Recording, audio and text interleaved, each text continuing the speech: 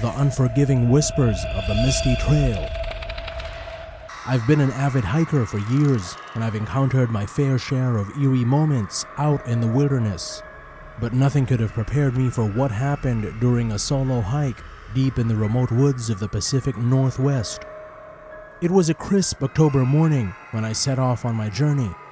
The leaves had taken on their fiery hues, and the forest was alive with the rustling of small animals, preparing for the harsh winter ahead.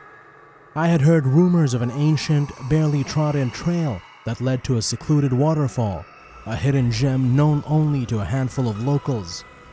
The trailhead was in a remote part of the national forest, miles away from civilization. I relished the idea of solitude and the chance to escape the bustle of everyday life.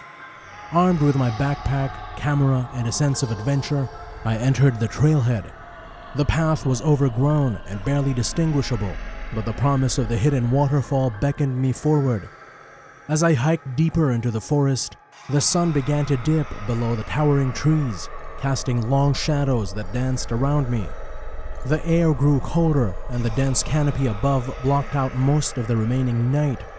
The only sounds were my footsteps and the occasional caw of a distant raven. After what felt like hours, I finally reached the waterfall. It was breathtakingly beautiful, cascading down from a rocky ledge into a clear pool below.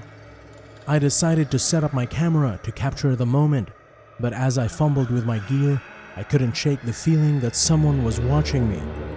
Ignoring my unease, I continued to snap pictures of the waterfall. Just when I thought I was alone, I noticed a faint movement out of the corner of my eye. I turned, expecting to see a deer or maybe a curious raccoon. But what I saw was far from ordinary. A figure, shrouded in tattered rags, stood at the edge of the pool, its back towards me. It was impossibly thin, and its long, gnarled fingers hung down almost to the ground. My heart raced as I realized that this was no human. I called out, my voice trembling, "Who are you?" The figure didn't respond. It began to sway, almost as if it were dancing to some unheard tune. The mist that had been lingering around the waterfall seemed to wrap around it like a cloak. Fear coursed through my veins, but I couldn't tear my eyes away. Then, in a voice that was both haunting and hypnotic, it whispered, "Join us." I stumbled backward, tripping over roots and rocks as I scrambled to get away. The figure turned toward me, and for a brief, horrifying moment, our eyes met. Its eyes were empty sockets, devoid of any humanity. I ran, fueled by sheer terror. The trail seemed to stretch endlessly, twisting and turning, as if to keep me from finding my way back.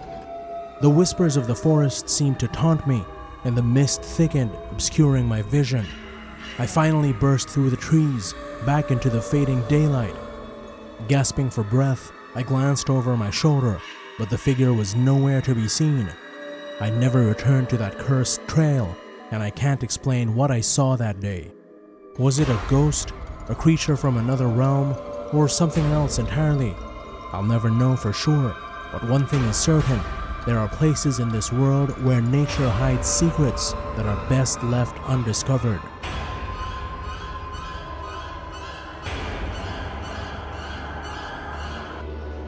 The Cabin in the Woods. As a seasoned hiker for over 15 years, I have seen many things out in the wilderness. Some of them have been beautiful and awe-inspiring, while others have been strange and unsettling.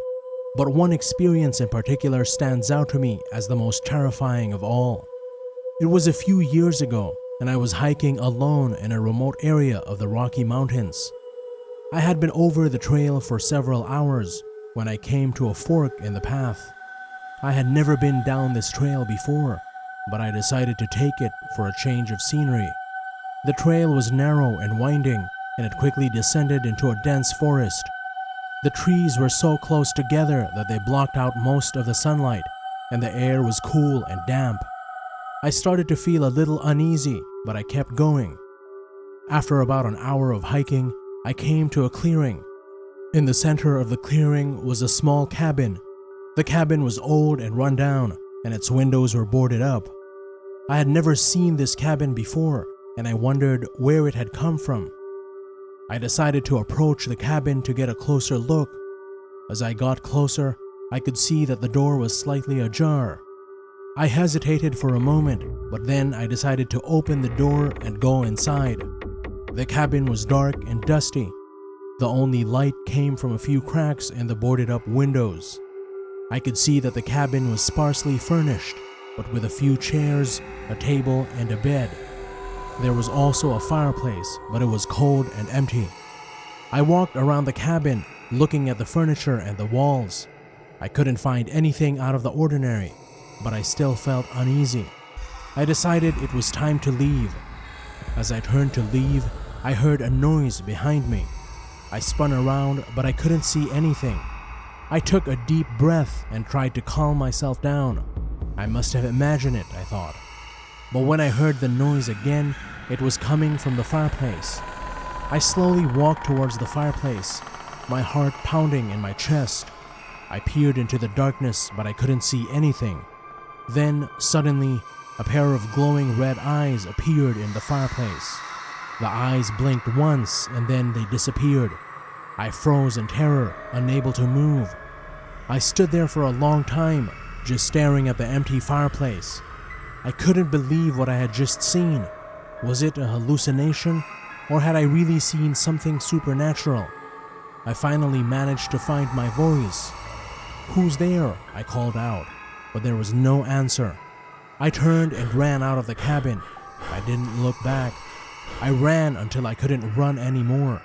I finally stopped and collapsed on the ground, exhausted and terrified. I never went back to that cabin, but I still think about what I saw that day, and I still wonder what it was that I was looking at. I know that some people might not believe my story, but I swear that it is true. It is the most terrifying thing that has ever happened to me.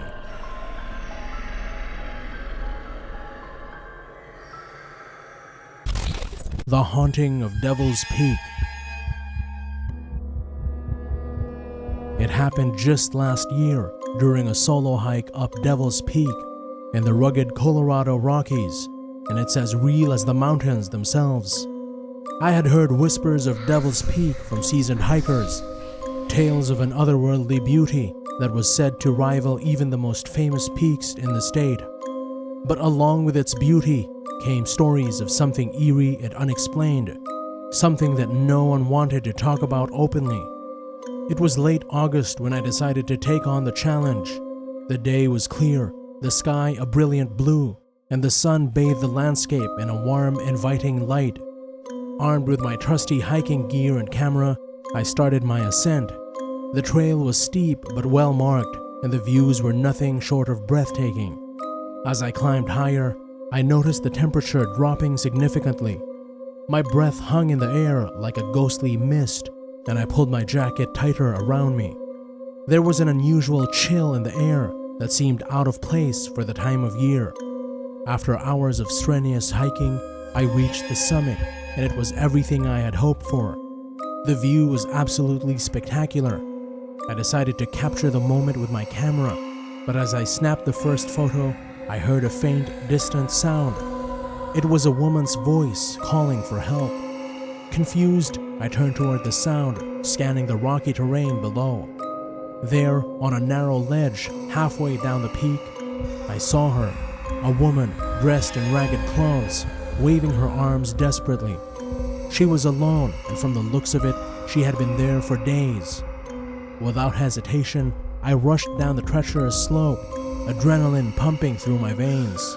But as I got closer, something felt off. She was standing at the edge of the ledge, her eyes locked onto mine, but she made no attempt to climb up or move toward me. It was as if she was rooted in place. "Are you okay? Hold on, I'm coming to help," I shouted, but she remained silent, her expression hauntingly blank. It was as if time had stopped. When I finally reached the ledge, she was gone, vanished into thin air. There was no way she could have climbed up or down without me noticing, and the terrain offered no hiding spots. Panicked and bewildered, I searched the area, but there was no sign of her. It was as if she had never been there. I felt a chill creep down my spine, and a sense of unease settled over me. I made my way back to the summit, my mind racing with questions. Who was she?